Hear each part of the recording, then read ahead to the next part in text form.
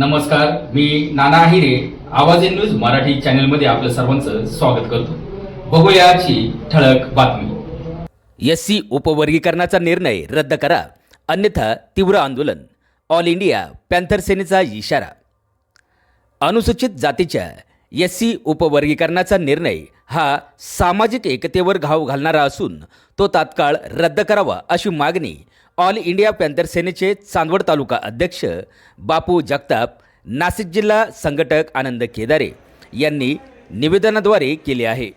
हा निर्णय संविधानाच्या तत्वांच्या विरोधात असून यामुळे एससी समाजात फूट पडेल अशी भीती संघटनेने व्यक्त केली आहे. उपवर्गीकरणामुळे एससी समाजात विभागणी होऊन अन्याय होईल. हा निर्णय लोकशाही आणि घटनात्मक मूल्यांचा हरताळ फासणारा असल्याचे संघटनेने म्हणणे आहे.